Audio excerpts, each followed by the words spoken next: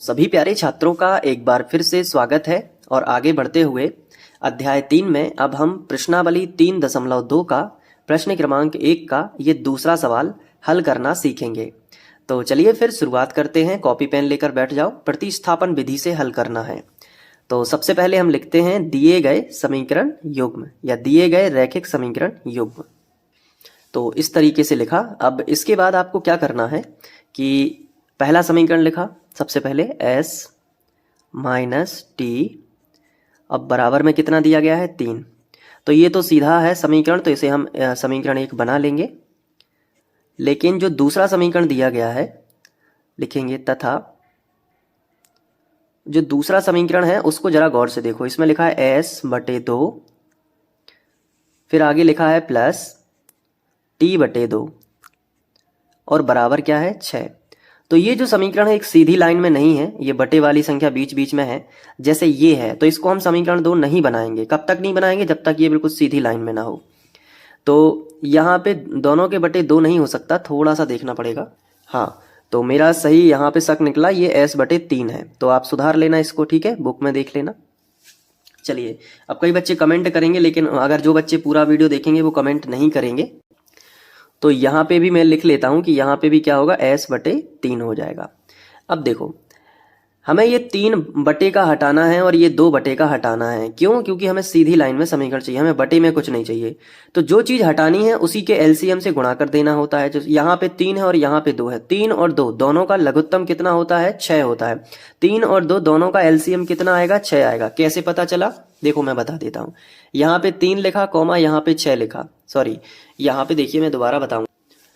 यहाँ पे 3 लिखा और यहाँ पे 2 लिखा, ये 3 और 2 का एलसीएम लेंगे। तो सबसे पहले 3 एकम 3, 2 ज्यों का त्यों, ठीक है। फिर 2 से भाग करेंगे तो 1 तो रहेगा ज्यों का त्यों, 1 में नहीं जाएगा। 2 एकम 2, एक बार चला जाएगा। जैसे ही यहाँ पे 1 1 आया तो किनारे में जो संख्याएं लिखी होती हैं उनका गुणा कर देते हैं। तो 3 दूनी कितना आ गया? 6 आ गया। तो इसका मतलब ये हुआ कि 3 और 2 का लघुत्तम कितना होता है? 6 होता है। तो हम क्या करेंगे, पूरे समीकरण में हम लिखेंगे यहाँ पे पूरे समीकरण में 6 से गुणा करने पर, 6 से क्या करने पर? गुणा करने पर। तो चलिए कर लेते हैं 6 से गुणा, बहुत ध्यान से समझना। तो ये है पहला पद, इसमें भी 6 से गुणा होगा। तो पहले तो मैं पूरा समीकरण लिख लेता हूं। जैसे पहला पद था s/3, फिर प्लस दूसरा पद था t/2, तो वो लिख लिया थोड़ी सी जगह छोड़ के, और बराबर तीसरा पद कितना था? 6। अब पहले पद में भी हमने 6 से गुणा कर दिया, दूसरे पद में भी हमने 6 से गुणा कर दिया, और तीसरे पद में भी हमने 6 से गुणा कर दिया।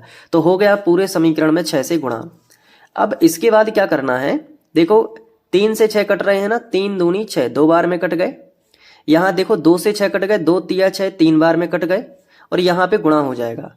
तो अगले स्टेप में क्या बचेगा, बहुत ध्यान से समझना। अगले स्टेप में बचेगा 2 बचा है ऊपर, और ऊपर s है, तो 2 का गुणा s में करोगे तो क्या आ जाएगा? 2s आ जाएगा। 2s प्लस है तो प्लस लगा लेना।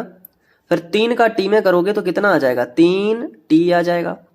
और बराबर है तो बराबर, और 6 6 36 आ जाएगा। ठीक है, अब ये सीधी रेखा में एकदम हो गया जैसे हमारा समीकरण 1 था। तो अब हम इसे समीकरण 2 बना सकते हैं। अब हम प्रतिस्थापन विधि से हल करेंगे। तो प्रतिस्थापन विधि हम हेडिंग डाल देंगे। ये देखिए प्रतिस्थापन विधि हमने लिख लिया। अब दोनों समीकरणों को हम साथ साथ लिख लेते हैं। तो यहाँ पे मैं दोनों समीकरण लिख लेता हूँ।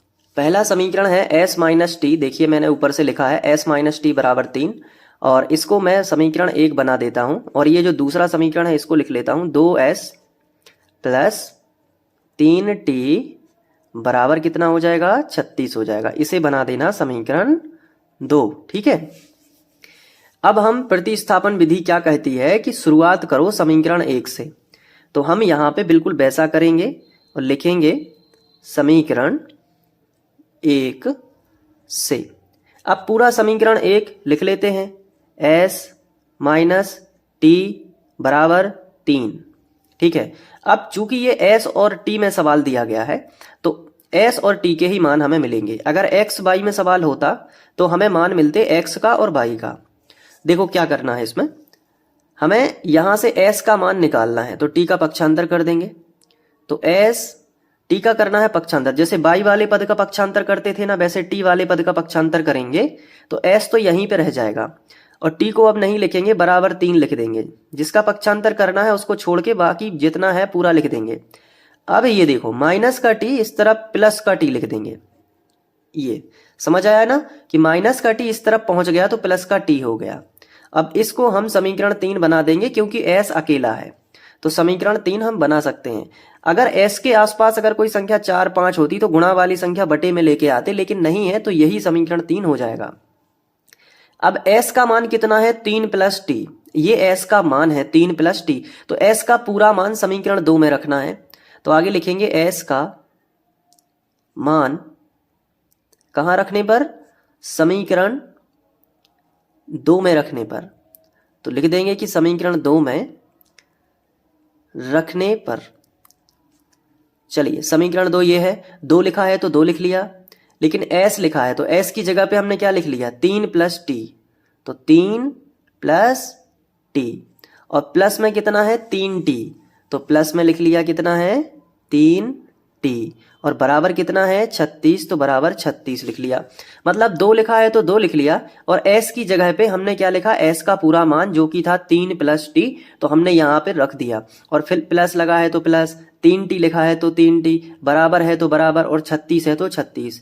अब देखो 2 का गुणा इस कोष्टक में होगा, तो कोष्टक यहाँ तक है तो 2 का गुणा 3 में भी होगा और 2 का गुणा टी में भी होगा।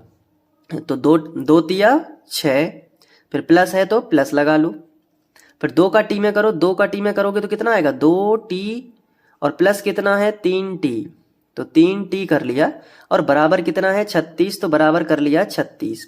अब देखो टी टी एक तरफ कर लो और संख्या संख्या एक तरफ कर लो, तो देखो ये 2 टी और 3 टी, तो एक तरफ लिख लिया मैंने, अभी जोड़ा नहीं है केवल लिख लिया, 2 टी और 3 टी बराबर 36, और ये धन का 6 इस तरफ लेके आ जाओ तो माइनस का 6 हो जाएगा। समझ पा रहे हो ना। अब देखो 3 टी और 2 टी आपस में जोड़ दो तो कितना हो जाएगा 5 टी हो जाएगा, बराबर 36 में से 6 निकाल दिए तो कितने बचेंगे, तो 30 बचेंगे। ठीक है, समझ आ रहा है ना। अब देखो टी के साथ में जो 5 है ये गुणा में है, तो गुणा वाली संख्या कहाँ लेके आ जाओगे, बटे में लेके आ जाओगे, तो 30 बटे कितना हो जाएगा 5 हो जाएगा, तो 5 छक्के 30, यानी कि जो टी का मान है वो कितना हो जाएगा 6 हो जाएगा। तो टी का मान हमारे पास आ चुका है। अब टी का मान अगर यहाँ पे रख दें तो एस का मान मिल जाएगा। तो आगे हम लिखेंगे, मैं यहीं पे लिख देता हूँ, यहाँ पे थोड़ा सा मैंने जगह निकाली, अब लिखता हूँ यहाँ पे, देखो बहुत ध्यान से समझना। क्या लिखेंगे अपन कि टी का मान कहाँ रखने पर, समीकरण 3 में रखने पर। तो चलो फिर समीकरण 3 में रख देते हैं, ये है समीकरण 3, तो s बराबर 3 लिखा है तो 3, प्लस है तो प्लस, और जो t है ना तो t की जगह पे कितना रख दो 6 रख दो, ये रख दिया। तो s बराबर कितना हो गया 6 और 3 9 हो गया। तो देखो s का मान भी मिल गया, तो लिखेंगे अतः s बराबर 9 कॉमा और t बराबर 6 दिए गए समीकरण निकायों या दिए गए समीकरण युग्मों के दिए गए समीकरण युग्म के हल हैं। इस तरीके से ये सवाल भी हल हो जाएगा। अब आप इसको अच्छे से नोट कर लो पूरा, यहां से देख के लिख लेना पूरा, ठीक है, यहां से देख के लिखो। इसके बाद यहां पे, फिर यहां पे वीडियो को रोक लेना, ठीक है, और लिख लियो। अब इसके आगे का सवाल प्लेलिस्ट में मिलेगा, तो डिस्क्रिप्शन में प्लेलिस्ट की लिंक है या यहाँ पे भी दिख रही होगी, तो दोनों जगह से लिख लेना, ठीक है, देख के। मिलते हैं नेक्स्ट वीडियो लेक्चर में। Thank you.